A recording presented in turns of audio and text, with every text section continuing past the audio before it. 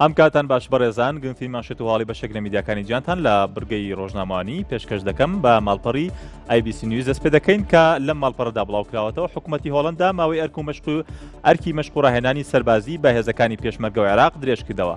مارک ڕوتێ سەرۆکوەزیرانی هۆڵەندا ڕایگەیاند تا کۆتایی ساڵی 2017 ئەرکی مەشق و ڕاهێنان بە هێزەکانی پێشمەرگە و هێزە عێراقیەکان درێژ دەکەنەوە. هەروەها هێزی ئاسمانی هۆڵەندا بەردەوام دەبێت لە تێکردنەوەی سوتەمەنی بە فڕۆکە جەنگیەکان لە ناوچەکەدا و یەکەیەکی هێزەکانی هۆڵەندا ئەسایشی فڕۆکە جەنگیەکانی بەلجیکا دەپارێزێت.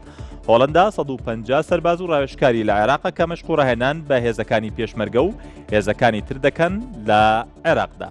دەچینە یەکێکی دیکە لە میدیاکان کە ئەویش ماڵپەڕی میدڵ ئێستایە کە تێدا بڵاوکراوەتەوە.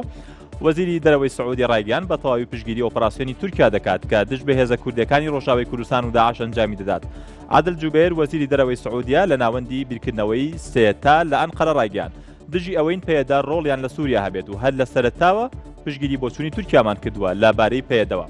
جوبێر پێدەی بە دابشکار ناوزەت کردووتی ئەجەندایەکی بنەما تەستکیان هەیە. هاوکات ڕەتی کردەوە لە دوای ئەوەی بینالی هەڵدرم پۆستی سەرۆکوەزیرانی تورکیا وەرگرت بێت. تورکیا هەڵوێستی بەرامبەر سووریا گۆڕابێت. وەزیری دەرەوەی سعودی ڕایگەیاند پشتگیری لە ناوچەی دژەفڕین لە باکوور و باشووری سووریا ناکەین بەڵکو پشتگیری لە دروستکردنی ناوچەیەکی ئارام دەکەین. ئاماژەی بۆ ئەوەش کرد سعودیە و تورکیا ئامانجی هاوبەشیان ئەوەی هەرێمێکی دوور لە تایفەگەری لە ناوچەکەدا دروست بکەین.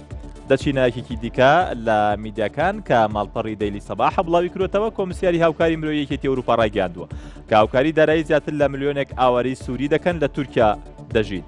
کریستۆس ستلیاندس کۆمسیاری هاوکاری مرۆیی یەکێتی ئەوروپا لە کۆنفرانسێکی هەواڵیدا لە برۆکسل وتی ئاوەرەکان پێویستیان بە هاوکاری مرۆیی هەیە و لە ڕێگەی کارتێک ئەلکترۆنیەوە هاوکاریان پێدەگات. ستلیاندس و تووشێتی ئاوەرەکان مانگانە پارەی کاشیان بۆ دەخێتە سەر حسابی بانکی کار دەکات. با دڵنیاییشەوە دەتوانن ئەوەی بیانەوێت پێی بکردن و نانی پێ بکردن بۆ خێزانەکانیان و جێگاکی پێدابین بکەن بۆ خێزانەکانیان و منداڵەکانیان بنێنە قوتابخانە لە جیاتی ئەوەی کاریان پێ بکات.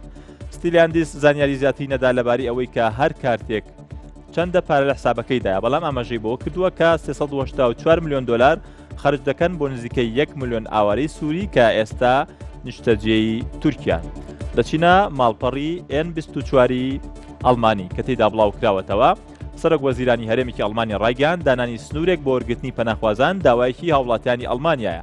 هۆرست زێهۆڤەر سەرۆکی حزبی یەکێتی سۆشیال کریستیان کە سەرۆک وەزیرانی هەرێمی باڤاریاشە لە کۆبنەوەی سەکردایەتی حزبەکەیدا جەختی لەوە کردەوە کە دەبێت سنوورێکی دیاریکراوە بۆ وەرگرتنی پەناهوازان دابنرێت. زێهۆڤەر وتیشی کە ئەم داوایە دژی ئەنجێلا مێرکلی ڕاوێژکار و سیاسەتی حزبەکەی نییە بەڵام بێدانانی ئەو سنوورە دروشمی مێرکل بەدی نایەت کە دەڵێت ئێمە پێمان دەکرێت.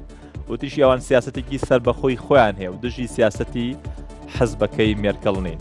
بڕگەی ڕۆژنامەوانی پێشکەشکردن کاتێکی خۆش.